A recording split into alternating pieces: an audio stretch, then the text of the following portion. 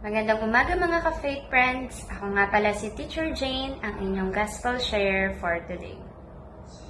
Our Gospel for today is according to Matthew chapter 5, verse 43 to 48. Ibigin ninyo ang inyong mga kaaway at ipanalangin ang mga umuusig sa inyo.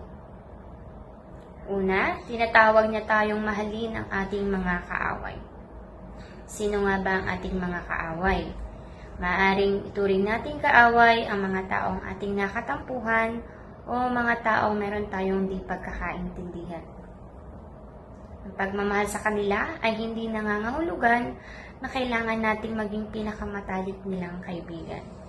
Ngunit kailangan nating magsikap na tayo ay magkaroon ng tunay na malasakit, pag-unawa at pagpapatawad.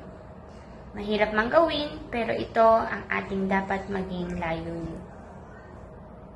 Sa ikalawang bahagi ng utos, ang panalangin para sa mga taong umuusig o nakasakit sa atin, at maaaring ito isang kamag-anak, katrabaho, kapitbahay, o ang mga taong meron tayong hindi pagkakaunawaan sa nakaraan, ay magpapatibay sa tunay na pag-ibig at malasakit na kailangan nating paunlarin.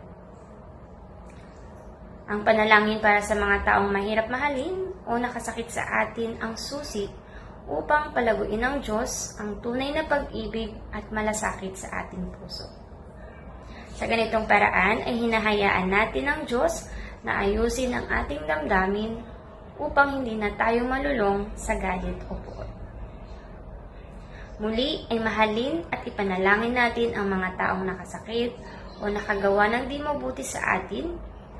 Hindi ito agad-agad magbabago o magpapabago sa iyong nararamdaman, ngunit kung ikaw ay magpapatuloy araw-araw sa ganitong panalangin, unti-unting babaguhin ng Diyos ang iyong puso at mapapalaya niya tayo mula sa bigat ng galit at sakit upang makamtan mo ang pag-ibig na nais niyang ibigay sa lahat.